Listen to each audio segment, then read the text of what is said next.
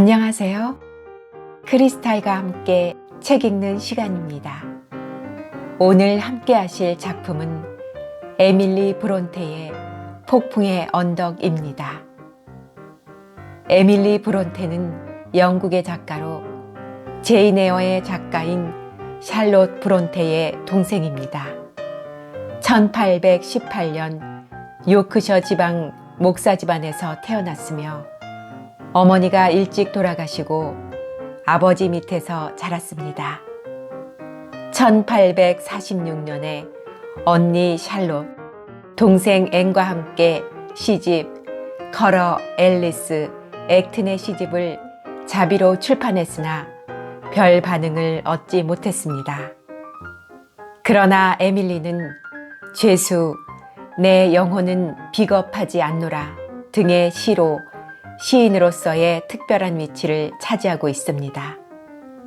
그녀의 유일한 소설 폭풍의 언덕은 출판 당시에는 호평을 받았으나 후에 서정적이면서도 독특한 인생의 깊은 해석으로 사람들에게 순수한 감동을 주고 있다는 평가를 받고 있습니다.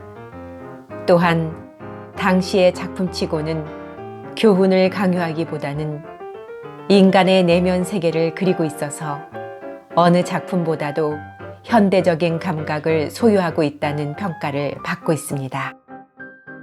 이러한 점이 세월이 흐를수록 폭풍의 언덕이 사랑을 받는 이유인 듯 합니다. 1948년 술과 아편으로 사망한 오빠의 장례식 때 걸린 감기로 인해 몸져 눕게 되고 결국 병이 악화되어 그해 12월 29일 30살의 나이로 세상을 떠났습니다. 구독, 좋아요, 알림 설정 부탁드립니다.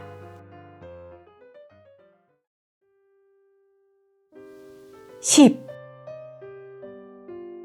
운둔 생활로 들어서는 첫걸음치고는 굉장한 것이었다. 사주일을 병석에 누워 괴로워하게 되었으니 이 황량한 바람과 음산한 북부지방의 하늘, 험한 길과 꾸물거리는 시골 의사, 좀처럼 볼 수 없는 사람의 얼굴, 무엇보다도 참을 수 없는 것은 내년 봄까지는 아예 바깥 출입을 삼가라는 의사 케네스의 협박조의 말이다. 히드 클리프가 조금 전에 문병을 왔었다. 일주일 전에는 계절의 마지막을 장식한다는 들꿩 한 쌍을 보내왔었다. 나쁜 녀석. 내가 이렇게 몸져 눕게 된데 자기는 전혀 책임이 없다고 생각하는가 보다. 그래서 나는 그런 사실을 그에게 말해주려 했다. 그러나 1시간 이상을 내 베갯머리에 앉아 다른 사람처럼 알약이나 물약, 고약이나 거머리 얘기 따위를 지루하게 늘어놓지 않는 고마운 사람에게 화를 낼 수는 없었다. 지금은 아주 편안한 시간이다. 책을 읽을 기운은 없지만 어떤 재미있는 일이라도 생기면 좋겠다.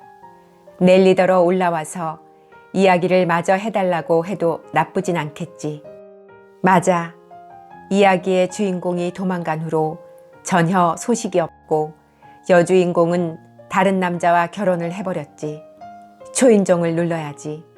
넬리도 내가 쾌활하게 이야기할 수 있는 것을 보면 좋아할 거야. 약을 드시려면 한 20분 정도 더 있어야 해요. 제발 그 약소리는 그만둬요. 내가 원하는 건 의사 선생님께서 가루약은 안 드셔도 된다고 말씀하셨어요. 그거 잘 됐군. 이리 가까이 와서 내 말 좀 들어봐요.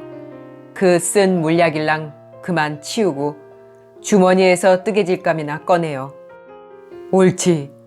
이제 지난번에 하다만 히드클리프 씨의 내력이나 계속 들려줘요. 그래, 그가 대륙으로 건너가 공부를 마치고 신사가 되어 돌아왔던가요? 아니면 대학에서 장학생이라도 되었던가요? 미국으로 건너가 피 흘려 싸운 대가로 훈장이라도 받았나요? 아니면 손쉽게 영국에서 노상 강도짓을 해서 돈을 벌었던가요? 물론 그런 일들을 조금씩은 다 해보았을 겁니다. 로그드씨. 하지만 반드시 그렇다고 말할 수도 없죠. 전에 말씀드렸지만 저는 그가 무엇을 해서 돈을 벌었는지, 또 야만인처럼 무식하던 사람이 어떻게 해서 교양을 쌓았는지 모릅니다. 하여튼 괜찮으시다면 제 나름대로 이야기를 계속하지요. 지루하지 않고 재미있다면 말입니다. 오늘 아침엔 기분이 좀 나아지셨나요? 아주 좋아요. 잘 됐군요. 저는 캐서린 아가씨를 모시고 드러시 크로스 저택에서 생활하게 되었습니다. 생각한 것과는 달리 아가씨는 매우 얌전해졌습니다. 에드거 서방님을 무척 사랑하는 것 같았고 시누이에게도 살뜰한 정을 쏟았습니다. 그들도 아가씨의 마음을 편하게 해주려고 무척 애를 썼습니다. 가시나무가 인동덩굴로 인해 휘는 것이 아니라 인동덩굴이 가시나무를 휘감은 격이었지요. 서로가 양보하는 것이 아니라 한쪽이 꼿꼿이 서 있으면 다른 쪽이 양보했습니다. 반대하는 사람도 없고 냉대하는 사람도 없는데 고약하게 굴거나 화낼 사람이 어디 있겠습니까? 에드거 서방님은 아씨의 기분을 상하게 할까봐 상당히 조심하고 계셨습니다. 아내에게는 내색하지 않았지만 어쩌다 제 대답이 좀 퉁명스럽다든지 다른 하인들이 그녀의 거만함에 화가 난 얼굴을 하면 당신 자신 일로는 한 번도 지어본 적이 없는 불쾌한 표정을 지으며 곤란해 하셨습니다. 그분은 몇 번인가 저에게 버릇없다고 꾸짖으시면서 아내가 화내는 것을 보면 칼로 가슴을 도려내는 것처럼 아프다고 말씀하셨습니다. 마음씨 착한 서방님을 속상하게 해드리지 않으려고 저는 화나는 일이 있을 때마다 참으려고 애썼습니다. 반년 동안은 불행의 불씨가 될 만한 일 없이 평화로운 시간이었습니다.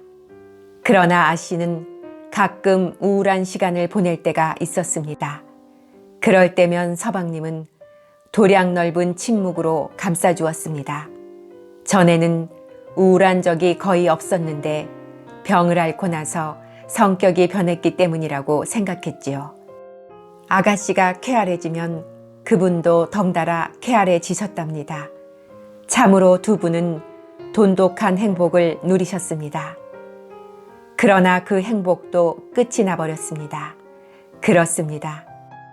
결국 인간이란 자기 본위로 생각하지 않을 수 없는 존재인가 봅니다. 온화하고 관대한 사람이 횡포한 사람보다 좀 더 정당하게 이기적일 뿐입니다. 그러므로 두 사람이 서로 자기 이익을 먼저 생각해주지 않는다는 생각을 갖게 되면 행복도 끝이 나고 맙니다. 9월의 어느 아늑한 저녁, 저는 과수원에서 주운 과일을 담은 무거운 바구니를 들고 집으로 가고 있었습니다. 어둠이 깔리고 높다란 담장 너머로 달이 떠 있어 여기저기 튀어나온 건물의 모서리마다 희미한 그림자를 던지고 있었습니다. 저는 부엌문 앞 계단에 바구니를 내려놓고 상큼한 밤공기를 들이마시며 잠시 쉬고 있었습니다. 현관을 등진 채 달을 바라보고 있는데 뒤에서 누군가가 저를 부르는 소리가 들려왔습니다. 넬리, 혹시 넬리 아니오? 낯선 목소리였습니다만 제 이름을 부르는 말투가 어딘지 귀에 익었습니다. 부엌문은 닫혀 있고 계단 쪽으로 다가오는 사람의 그림자도 보지 못했으므로 저는 누굴까 궁금해하며 돌아보았습니다. 현관에서 움직이는 사람의 그림자가 보였습니다. 가까이 가보니 검은 옷에 얼굴과 머리가 검고 키가 큰 사람이 서 있었습니다. 그는 한쪽에 기대선 채 문을 열려는 듯이 걸쇠에 손을 대고 있었습니다.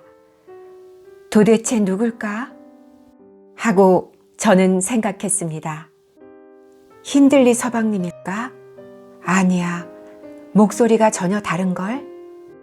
이곳에서 1시간이나 기다리고 있었어요. 그는 뚫어지게 바라보고만 있는 저에게 말했습니다. 그런데 주위가 쥐 죽은 듯 조용하더군. 그래서 도저히 들어갈 수가 없었지. 나를 모르겠나? 난 낯선 사람이 아닐세. 그의 모습이 달빛에 드러났습니다. 뺨은 검은 구렛나룻으로 반쯤 덮여 있고 눈썹은 험상궂고 두 눈은 깊숙이 박혀 야릇하게 빛나고 있더군요. 저는 그 눈을 기억해냈습니다. 아니, 저는 그가 이 세상 사람인지 아닌지 의심스러워 외쳤습니다. 그리고 너무 놀란 나머지 두 손을 쳐들었습니다. 히드클리프, 돌아왔군. 정말 당신이 히드클리프요? 맞아요, 히드클리프요. 그는 대답하면서 내게로 향했던 눈길을 돌려 창문을 흘끗 바라보았습니다. 창문은 달빛을 받아 유난히 반짝이고 있었지만 안에서는 불빛이 새어나오지 않았습니다. 다들 집에 있나? 그녀는 어디 있어? 넬리, 당신은 내가 반갑지 않은가 보군. 그렇게 놀랄 것까진 없네. 그녀는 이곳에 없나? 말 좀 해봐. 그녀와 잠깐 얘기나 나누었으면 좋겠는데. 가서 기머튼에서 온 어떤 사람이 만나고 싶다고 전해주게. 아씨는 어떻게 생각하실까요? 뭐가 뭔지 알 수가 없군요. 아씨도 깜짝 놀라실 거예요. 분명 히드클리프죠. 그런데 많이도 변했군요. 아니, 전혀 알아볼 수가 없어. 군대라도 갔었나요? 어서 가서 내 말이나 전해주게. 그는 초조한 듯 재촉했습니다. 그가 걸쇠를 벗겨주기에 저는 안으로 들어갔습니다. 그러나 아씨 내외분이 계시는 거실까지 선뜻 들어설 용기가 나지 않았습니다. 드디어 저는 촛불을 켠다는 핑계를 대기로 마음먹고 문을 열었습니다.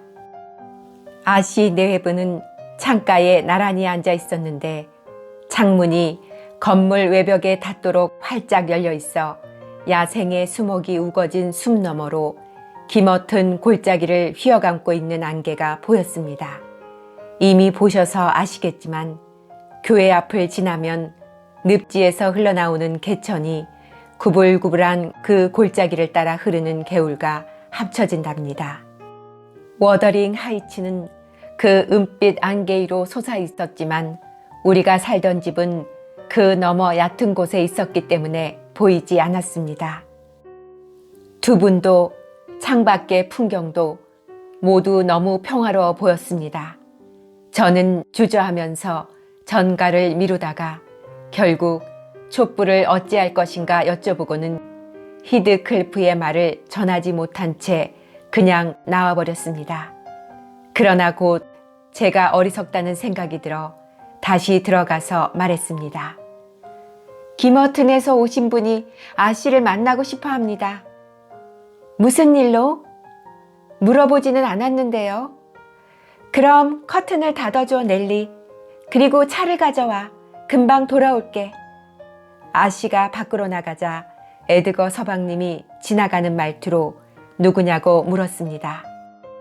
뜻밖의 분이세요. 히드클리프라고. 기억하실는지는 모르지만 워더링 하이츠에 살았던 사람이에요. 뭐라고? 그 집시 하인 녀석 말인가? 왜 아가씨께 사실대로 말씀드리지 않았지? 서방님은 몹시 놀라시더군요. 쉿! 그 사람을 그렇게 부르시면 안 돼요. 아씨가 들으시면 무척 서운해하실 거예요. 그가 사라졌을 때 아씨가 얼마나 슬퍼하셨다고요. 그가 돌아온 것을 알면 매우 기뻐하실 겁니다. 에드거 서방님은 건너편 창가로 가서 창문을 열고 밖을 내다보시더군요. 두 사람이 창 아래 서 있었는지 대뜸 큰 소리로 외쳤습니다. 여보, 거기 서 있지 말고 안으로 모시고 들어와요. 특별한 손님이라면 말이요. 곧 아씨가 숨가쁘게 2층으로 뛰어 올라왔는데 너무 좋아서 어쩔 줄 몰라 했습니다. 아, 여보, 여보! 숨이 턱까지 차오른 아가씨가 두 팔을 서방님 목에 감으며 말했습니다. 오, 여보, 히드클리프가 돌아왔어요. 히드클리프가요. 그래, 그래. 서방님은 무뚝뚝하게 대꾸했습니다. 그렇다고 내 목을 조르진 마오. 히드클리프가 당신에게 그토록 귀한 존재인 줄은 정말 몰랐는데. 참, 당신은 그를 좋아하지 않았었지요. 아씨가 흥분을 다소 누그러뜨리며 말했습니다. 하지만 저를 위해서 지금부터라도 당신은 그와 친하게 지내셔야 해요. 올라오라고 할까요? 이리로? 거실로 말이요? 아니면 어디로요? 서방님은 화가 났는지 그에게 알맞은 곳은 부엌일 것이라고 말했습니다. 개설인 아가씨는 까다로운 남편을 노여움 반 비웃음 반의 장난스러운 표정으로 쳐다보며 말했습니다. 안 돼요. 나는 부엌에서 그를 맞이하고 싶진 않아요. 넬리, 여기 탁자 2개를 갖다 줘요. 하나는 고귀하신 주인님과 이사벨라 아가씨를 위해서, 다른 하나는 천한 히드클리프와 나를 위해서 말이야. 그럼 되겠지요, 여보? 아니면 다른 방을 불을 켜도록 할까요? 그렇다면 분부를 내리셔야죠. 나는 내려가서 손님을 모셔와야겠어요. 너무 기뻐서 정말이지 꿈만 같아요. 아씨가 다시 내려가려 하자 서방님이 붙잡으며 저에게 일렀습니다. 넬리가 내려가서 올라오라고 전해주게. 그리고 캐서린, 기뻐하는 것은 좋으나 이성을 잃지는 마오. 도망갔던 하인을 마치 친오빠가 돌아오기나 한 것처럼 반기는 당신의 모습을 온 집안 식구들에게 보여줄 필요는 없으니까. 제가 아래로 내려가 보니 히드클리프는 당연히 들어오라는 권유를 받으리라고 생각한 듯 현관에서 기다리고 있었습니다. 잠자코 따라 올라온 그를 거실로 안내했더니 그 사이 두 분은 심한 언쟁을 벌였는지 얼굴이 벌겋게 상기되어 있었습니다. 그러나 히드클리프가 나타나자 아가씨의 얼굴은 또다시 흥분되어 달아올랐습니다. 얼른 뛰어나와 그의 손을 잡고 남편에게로 데리고 간 아씨는 망설이는 서방님의 손을 잡아 히드클리프의 손에 쥐어주었습니다. 난로불과 촛불에 환하게 드러난 히드클리프의 모습에 저는 무척 놀랐습니다. 그는 키가 훤칠하고 균형이 잡힌 몸을 하고 있었습니다. 그에 반해 그 옆에 선 에드거 서방님은 소년처럼 나약해 보였습니다. 히드클리프의 꼿꼿한 자세는 군대에라도 다녀오지 않았나 하는 생각이 들 정도로 절도 있었습니다. 표정도 훨씬 의젓하고 이목구비가 또렷해서 옛날의 비천한 흔적은 찾아볼 수조차 없이 지성적으로 보였습니다.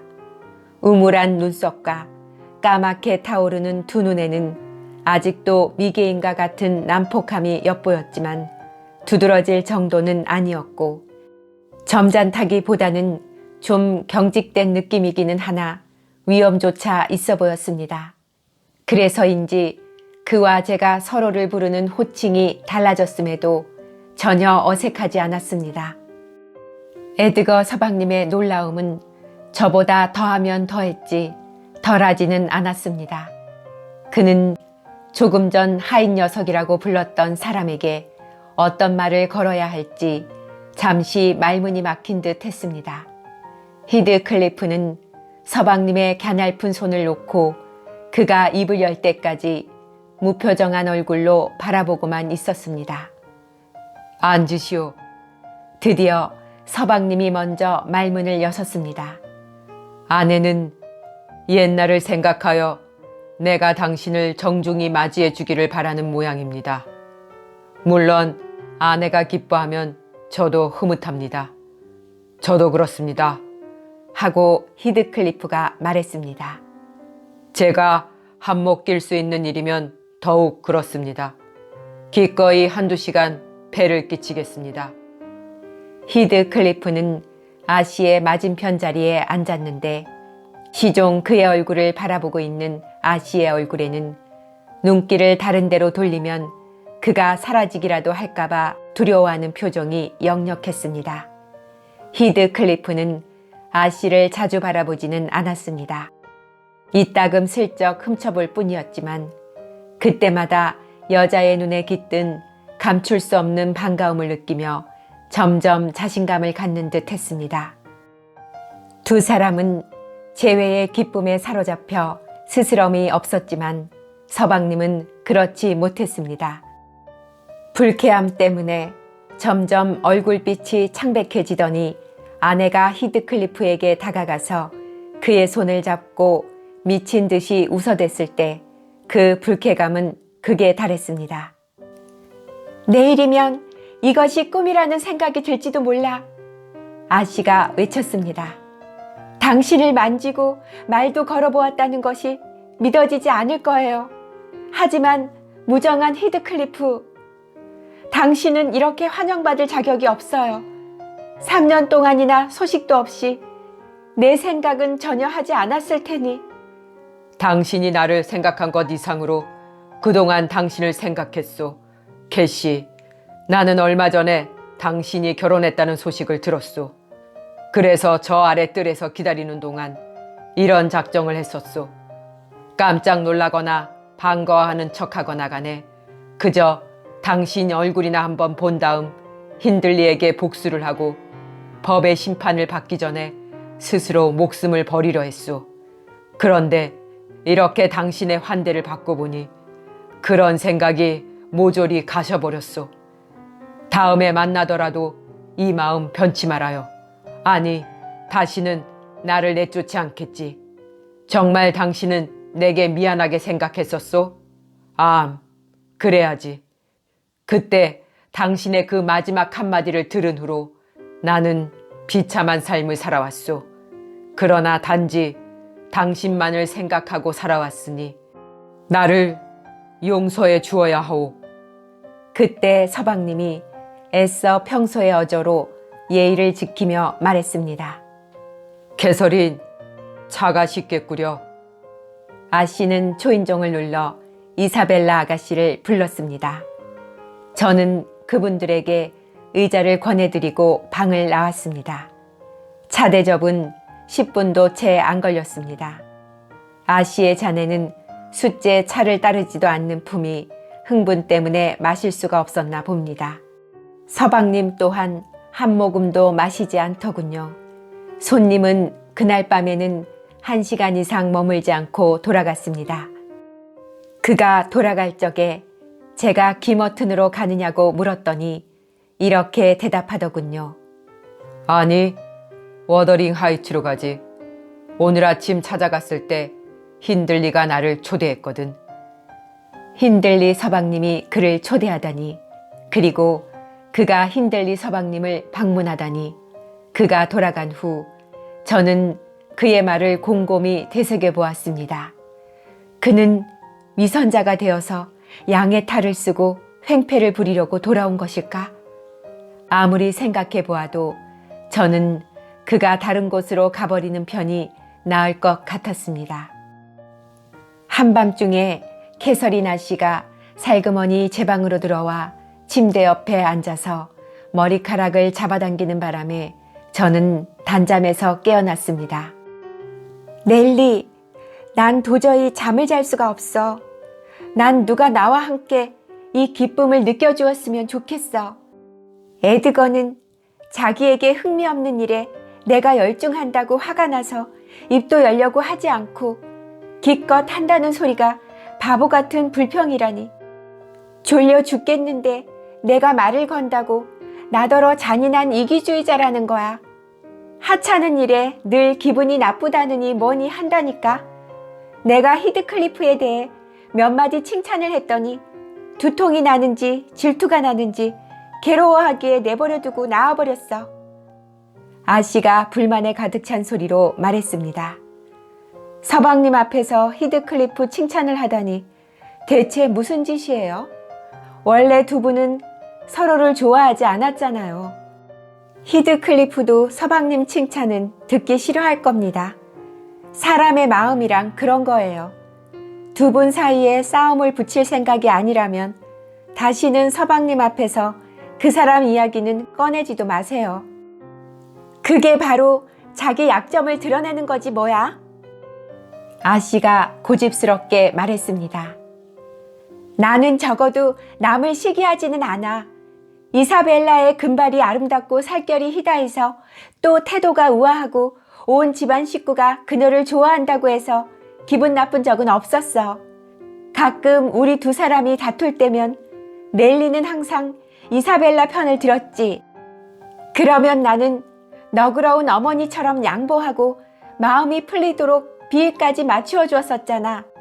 우리가 정답게 지내는 것을 에드거가 좋아하니까 그렇게 했던 거야. 그러나 남매가 너무나 똑같아. 응석바지 어린아이처럼 세상 일이 자기들 뜻대로 되는 줄 안다니까. 하는 수 없이 두 사람 비위를 맞추고는 있지만 따끔한 맛을 보여주는 것도 좋은 방법이라는 생각이 들어. 잘못하셨어요, 아씨. 그분들이 아씨 부위를 맞추고 계신 겁니다. 달리 어쩔 수 없으니까요. 두 분께서는 무엇이나 아씨가 원하는 대로 해주시는데 아씨도 그분들의 일시적인 기분 정도는 받아주실 만하지요. 하지만 언제고 서로의 이익이 반대되는 중요한 사건이 일어나면 그때 가서는 아씨가 못났다고 경멸하는 그분들도 아씨만큼 똑똑해질 수가 있답니다. 그러면 그때는 목숨을 걸고 싸우는 거지. 하지만 그렇게 되지는 않을 거야. 에드거의 사랑을 믿으니까. 내가 그 어떤 몹쓸 짓을 한다고 해도 그는 결코 나를 탓하지 않을 거야. 저는 그런 점을 생각해서라도 서방님을 좀 더 소중히 여기라고 타일렀습니다. 그건 그래. 하지만 사소한 일에 어린아이처럼 투덜거릴 필요는 없잖아. 이제 히드클리프도 모든 사람의 존경을 받을 만하게 변했고 설령 내가 이 고장에서 제일 가는 신사와도 교제할 수 있게 되었다고 말했다고 해서 신경질 낼 게 아니라 그러기 전에 자기가 먼저 나를 위해 기뻐해야 마땅하잖아. 하여튼 에드거도 그와 친해지면 좋아하게 될 거야. 히드클리프가 에드거를 싫어할 만한 충분한 이유가 있다는 것을 감안하면 아까 그의 태도야말로 훌륭했지. 보기에는 사람이 많이 달라졌더군요. 훌륭한 그리스도 교인이 된 것 같아요. 원수에게조차도 사랑의 손을 내미니 말입니다. 그가 워더링 하이츠에 머무는 것을 어떻게 생각하세요? 그 얘기는 나도 들었어. 나도 넬리만큼이나 그 이유가 궁금했거든. 사실은 넬리가 아직 그곳에서 지내고 있는 줄 알고 내 소식을 듣기 위해 찾아갔대.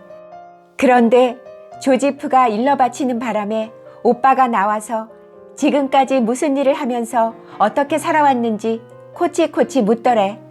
그러더니 들어오라고 하더라는 거야. 방 안에서는 마침 사람들이 카드놀이를 하고 있어서 자기도 한몫 끼었다지 뭐야. 그런데 오빠가 돈을 무척 많이 잃은 데다가 그이의 주머니에 돈이 많은 걸 알고 밤에 다시 오라기에 승낙을 했대. 오빠는 아무 생각 없이 기분에 따라 무작정 친구로 삼거든. 몇 년 전까지만 해도 그처럼 싫어했던 사람이라 조심할 만도 한데 그런 생각은 전혀 하지 않는다니까. 그러나 히드클리프가 오빠와 다시 인연을 맺으려는 것은 이 저택까지 걸어서 올 수 있는 곳에 자리를 잡고 싶은 생각과 우리와 같이 살던 집에 대한 추억 때문이래. 또 기머튼에 사는 것보다 내게 더 자주 자기를 볼 수 있는 기회를 주기 위해서래. 워더링 하이츠에 살게 되면 방값을 충분히 낼 거라더군. 오빠는 욕심이 많으니까 당장 받아들일 거야. 오른손으로 잡은 것을 왼손으로 날려보내면서도 욕심은 그대로거든. 워더링 하이츠는 젊은 남자가 살기엔 알맞은 집이지요. 그렇지만 그 결과가 어떨지 두렵지 않으세요, 아가씨? 히드클리프를 위해서는 걱정될 게 없지. 그 영리한 머리로 위험을 피할 테니까. 힌들리 오빠가 조금 걱정되긴 하지만 도덕적으로나 더 이상 타락할 것도 없는 상태고 육체적인 위험은 내가 중간에서 맡고 있잖아. 오늘 밤 일로 해서 나는 하느님과도 화해했어. 여태까지 하느님의 뜻에 화가 나서 반항했었거든. 나는 그동안 견디지 못할 괴로움에 빠져 있었어. 넬리, 얼마나 커다란 괴로움이었는지 저희가 안다면 오랜만에 밝아진 내 마음을 부질없는 짜증으로 다시 어둡게 만든 것을 후회하게 될 거야. 나 혼자 참고 견딘 것도 모두 다 그 일을 위해서였어. 내 고통을 말로 표현했다면 그이도 나 못지않게 그 괴로움이 덜어지길 원했을 거야. 어쨌든 모두 지난 일이야. 그이가 바보 같은 짓을 해도 난 보복하지 않겠어. 이제부터는 어떤 일이 있더라도 참겠어. 아무리 천한 인간이 내 뺨을 때린다 해도 나는 다른 쪽 뺨을 내밀 뿐 아니라 환하게 한 데 대해서 용서를 빌 거야. 그 증거로 나는 이제 곧 에드거와 화해할 거야. 잘 자, 넬리. 난 천사가 되었어. 아씨는 자기 만족에 빠져서 나가버렸습니다. 이튿날 아침 아씨가 결심을 성공적으로 실행에 옮긴 결과가 나타났습니다. 서방님은 불평을 거두었을 뿐만 아니라 아내가 너무 명랑했기 때문에 아직 마음이 내키지는 않는 듯 했지만 오후에 캐서린 아씨가 이사벨라 아가씨를 데리고 친정에 간다는데도 말리지 않으셨습니다.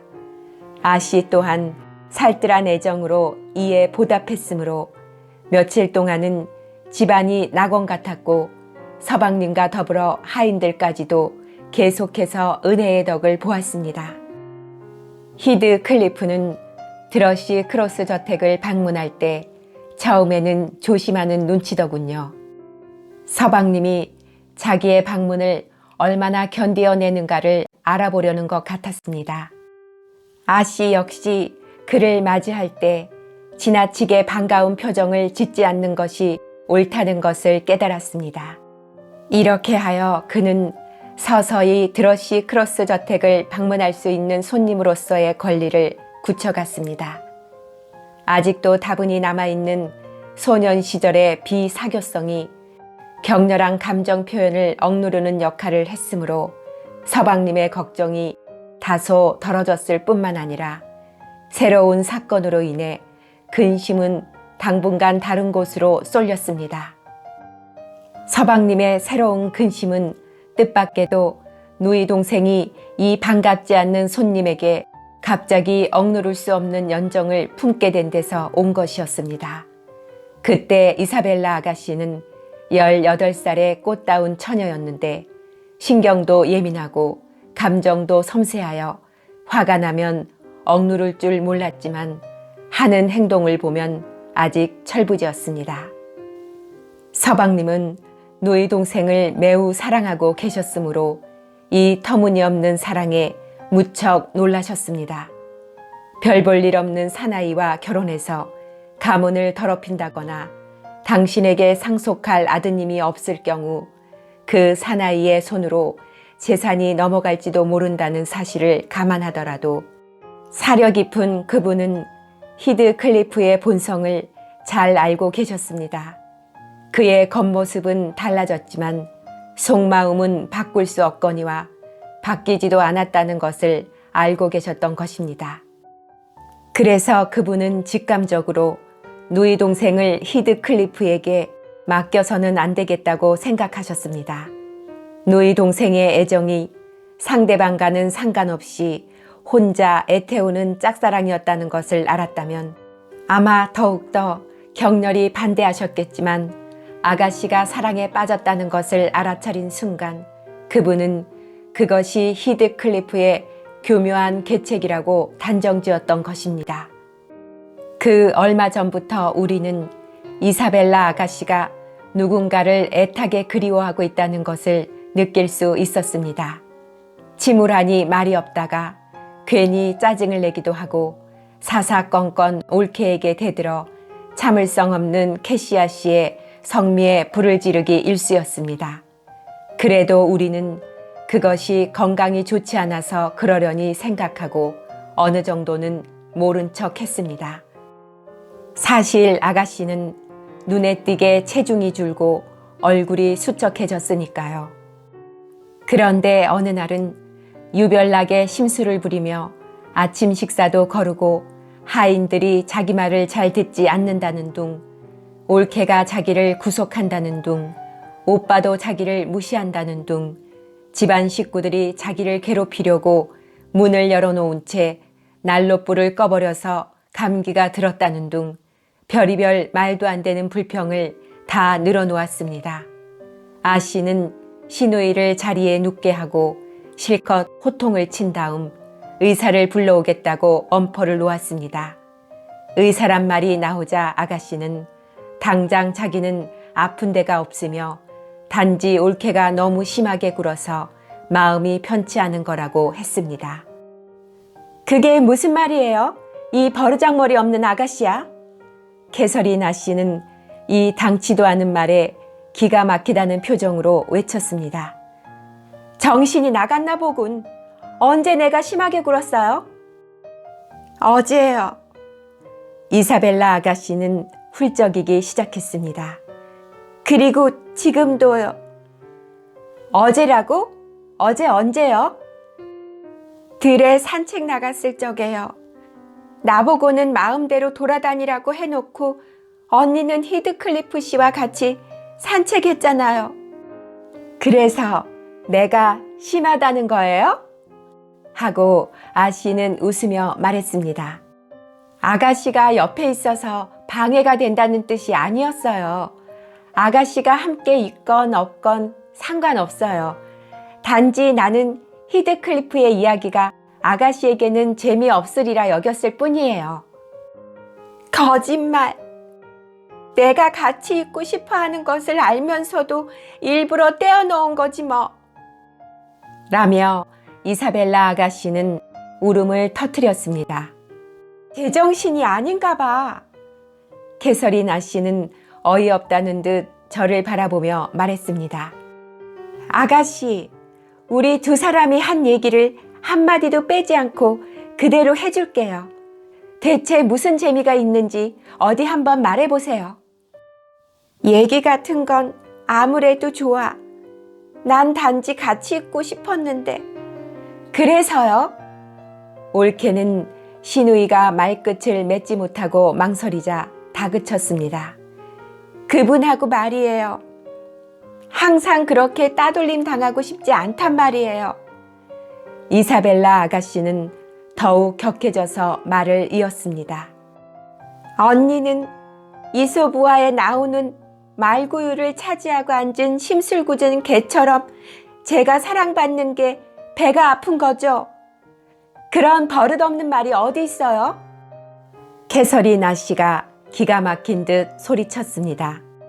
어리석기도 하지. 아가씨가 히드클리프를 좋은 사람으로 생각하고 그의 사랑을 원하다니 아무래도 내 귀가 잘못됐나 봐요. 천만에요. 잘못 들은 게 아니에요. 사랑에 넋이 나간 아가씨가 말했습니다. 언니가 오빠를 사랑하는 것보다도 난 더 그분을 사랑해요. 그리고 그분도 언니만 가만히 있다면 나를 사랑하게 될 거예요.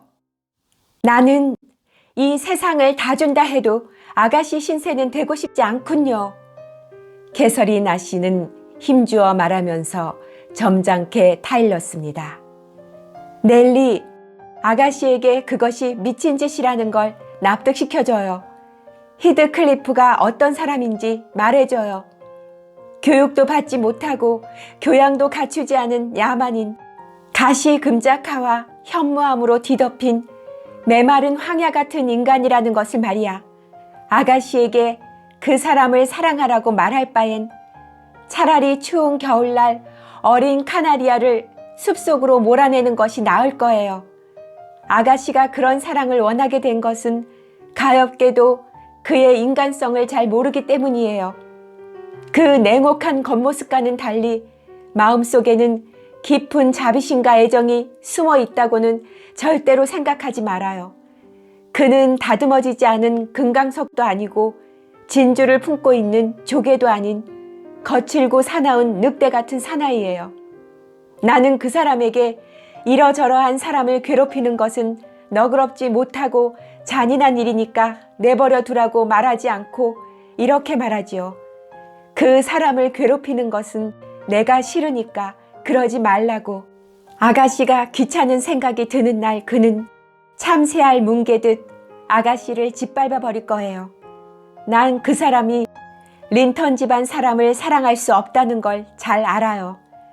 그렇지만 아가씨의 재산이 탐나서 결혼을 할 수도 있는 사람이에요. 욕심이야말로 그 사람에게 붙어 다니는 죄예요. 이것이 바로 내가 알고 있는 그의 본 모습이에요. 그런데 나는 그의 친구거든요. 그가 정말 아가씨를 사로잡을 마음을 먹는다면 아가씨가 그 계략에 말려들도록 입을 다물고 내버려둘 정도로 친한 친구지요. 그러자 이사벨라 아가씨가 분한 듯이 올케를 노려보았습니다. 어쩌면 언니처럼 악독한 친구는 원수 여럿보다 더 나빠요. 내 말을 믿을 수 없나 보군요. 아가씨는 내가 고약한 이기심에서 그런 말을 한 줄 아시는군요. 언니를 쳐다보고만 있어도 소름이 끼쳐요. 좋아요. 아가씨 마음이 정 그렇다면 어디 마음대로 해봐요. 나도 말릴 만큼은 말렸으니까요. 아가씨 심술에는 두 손 들었어요. 올케가 나가버리자 이사벨라 아가씨는 더욱더 흐느껴 울었습니다. 언니의 이기심 때문에 내가 피해를 입다니. 모든 사람이 나를 방해할 뿐이야. 하지만 언니 말은 거짓말일 거야. 히드클리프 씨는 악마 같은 사람이 아니야. 훌륭하고 진실한 분이야. 그분 생각은 잊어버리세요, 아가씨. 저는 아가씨의 신경을 건드리지 않도록 조심하면서 말을 이었습니다. 그분은 불길한 징조를 알리는 새 같은 사람이에요. 아가씨의 배필감은 못됩니다.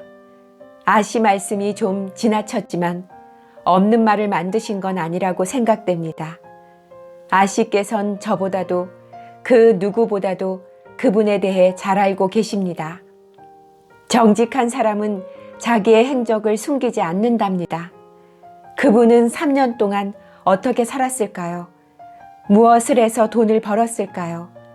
자기가 미워하는 사람이 사는 워더링 하이츠에는 왜 머물고 계실까요? 그분이 돌아오신 후로 힌들리 서방님은 점점 더 나빠지고 있다고 하더군요. 두 사람은 밤새워 노름만 한답니다.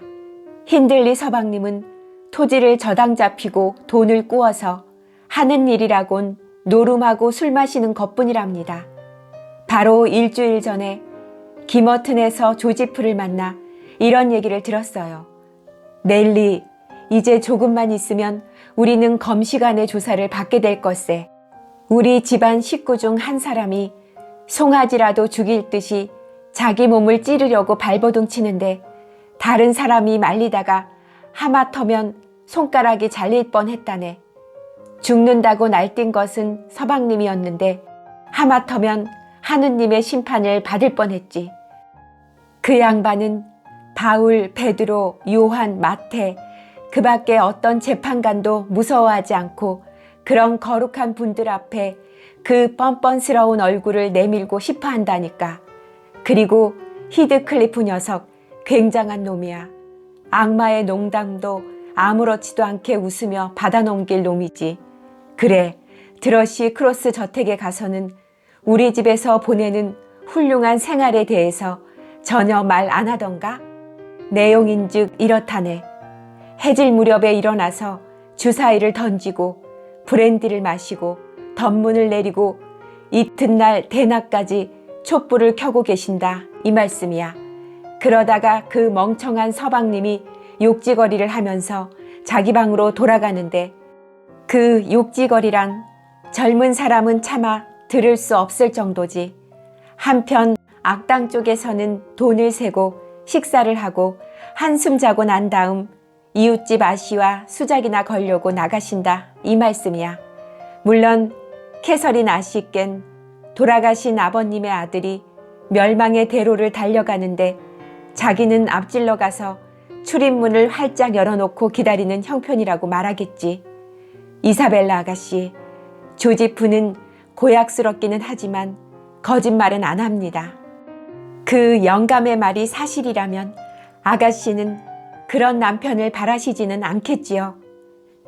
넬리도 다른 사람들과 한패로군. 난 그런 중상모략 따윈 듣고 싶지가 않아. 이 세상에 행복이란 없다고 나를 설득하려 하다니 고약한 심보야. 그냥 내버려 두었더라면 이사벨라 아가씨가 그런 망상을 버렸을지 아니면 영원히 가슴에 품고 키워갔을지 알 수 없습니다만 아가씨에겐 이런저런 생각을 할 시간적인 여유가 없었습니다. 이튿날 이웃마을에서 치안판사회의가 있었는데 에드거 서방님께서 반드시 참석하셔야만 했습니다. 히드클리프는 주인님이 안 계시다는 것을 미리 알고 평상시보다 조금 일찍 찾아왔습니다. 캐서린 아씨와 이사벨라 아가씨는 서로에게 적의를 품은 채 냉담하게 서재에 앉아 있었습니다. 이사벨라 아가씨는 순간적인 감정을 못 참아 비밀스러운 연정을 실토한 경솔함을 자책하며 조신하게 있었고, 캐서린 아씨 쪽에서는 아무리 생각해도 시누이가 괘씸해서 견딜 수가 없었습니다. 아씨는 히드클리프가 창 밑으로 지나가는 것을 보고 미소를 지으셨습니다. 저는 난로를 청소하면서 그 야릇한 미소를 보았습니다. 이사벨라 아가씨는 생각에 잠겨 있었는지 책에 정신이 팔렸는지 문이 열릴 때까지 꼼짝하지 않고 있었습니다. 문이 열렸을 때는 이미 늦어서 몸을 피할 수가 없었죠. 할 수만 있다면 자리를 피하고 싶었겠지만 말입니다. 들어와요. 마침 잘 오셨어요. 캐서린 아씨가 명랑하게 말하면서 의자를 끌어당겨 히드클리프에게 권했습니다. 마침 두 사람의 냉랭한 감정을 녹여줄 제3자가 필요하던 참인데 당신이야말로 참으로 이런 일에 적당한 사람이에요. 히드클리프, 나보다 더 당신에게 빠져버린 어떤 사람을 소개하겠어요. 당신은 기분이 좋으시겠지요? 아니, 넬리는 아니니까 그쪽은 보지 마세요. 내 귀여운 시누이는 당신의 멋진 모습과 아름다운 마음씨를 떠올리면서 가슴을 태우고 있답니다. 그러니 당신 마음먹기에 따라 제 남편의 매부가 될 수도 있어요. 아니, 안 돼요. 아가씨, 도망가면 안 돼. 캐서린 아씨는 화가 나서 벌떡 일어나 나가려는 이사벨라 아가씨를 장난스럽게 붙잡으며 말을 이었습니다. 히드클리프, 우리는 당신 때문에 마치 고양이처럼 싸운답니다. 그런데 아가씨의 헌신적인 사랑과 칭찬에는 나도 당하지 못하겠군요.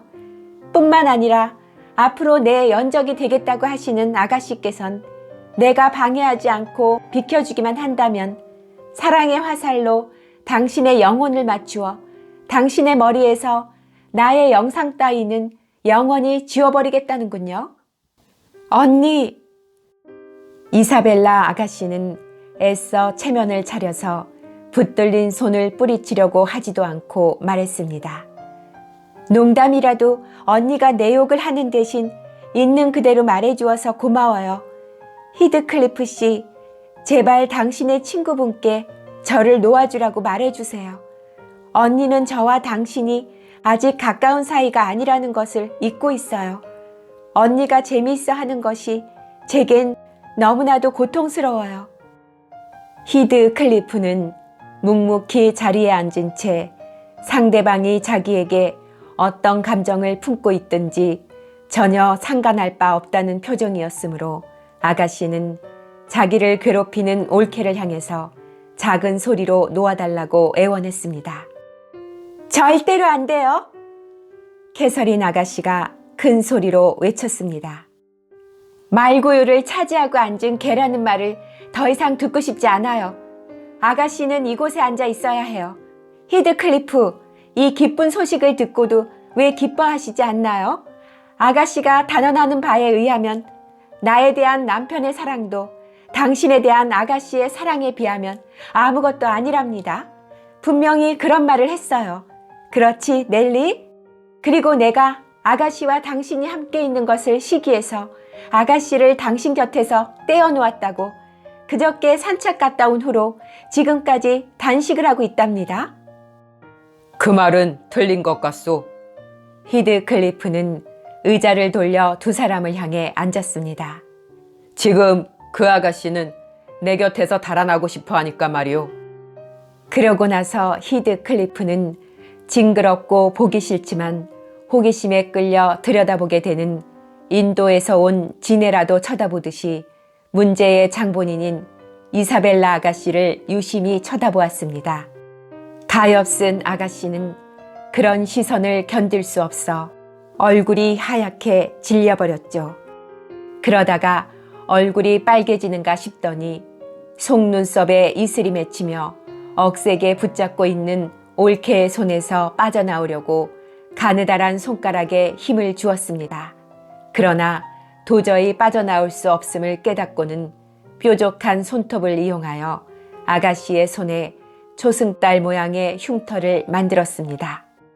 꼭 아모랑이 같군. 아씨가 시누이의 손을 놓고 아픈 듯 손을 흔들며 말했습니다. 나가요, 제발. 그 암여우 같은 얼굴을 보이지 말란 말이야. 사모하는 분 앞에서 손톱을 보이다니 멍청하기도 하지. 저분이 어떻게 생각하겠어요? 보세요, 히드클리프. 이게 바로 앞으로 당신을 혼내줄 무기라고요. 눈을 핥히지 않도록 조심해야 할 거예요.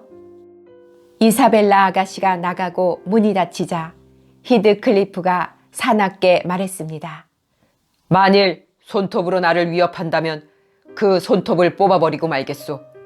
그런데 캐시, 저 아가씨를 그렇게 괴롭히는 이유가 뭐요? 당신이 한 말이 사실이요? 사실이에요. 당신을 처음 본 순간부터 아가씨는 애타게 당신을 사모해 왔어요. 오늘 아침에도 당신 칭찬을 하느라 침이 마를 지경이라 그 들뜬 기분을 진정시켜줄 생각으로 당신의 결점을 낱낱이 들추어냈더니 나에게 악담을 퍼붓는 거예요. 하지만 신경 쓸 것 없어요. 건방진 버릇을 고쳐주려고 했을 뿐이니까. 히드클리프, 나는 시누이를 사랑하니까 당신에게 잡아먹히도록 내버려둘 수는 없어요. 나도 저런 여잔 싫어하니까 그런 일은 없을 거요. 내가 만약 저 메스꺼운 밀랍 인형 같은 얼굴과 같이 산다면 별의별 이상한 소문이 다 날 거요. 날마다 하루 걸러 한 번은 그 하얀 얼굴에 무지갯빛 멍이 들고 파란 눈에 핏발이 서는 것쯤은 다반사일 거요. 그 파란 눈은 보기 싫게도 에드거 녀석을 닮았단 말이야. 보기 좋잖아요. 비둘기 같고 천사 같은 눈이에요. 저 아가씨가 에드거의 상속인인가? 짧은 침묵 끝에 히드클리프가 물었습니다. 그런 생각을 하면 속상해요. 아이를 반다스쯤 낳아서 시누이의 권리를 없애버릴까 봐요. 당신은 주위 사람들 재산을 너무 탐내는 버릇이 있어요. 하지만 이번에는 그 주위 사람의 재산이란 게 곧 나의 재산이라는 것을 기억하세요. 그것이 내 소유가 됐다 해도 결국 당신 것임에 틀림없지.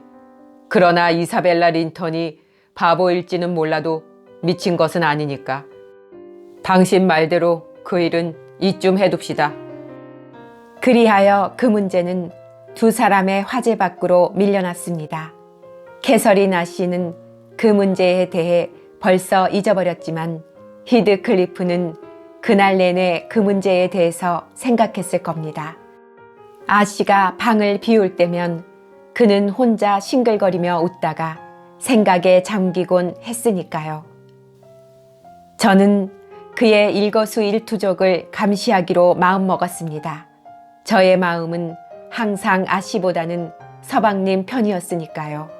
왜냐하면 서방님은 친절하고 진실되고 명예를 존중하시기 때문입니다.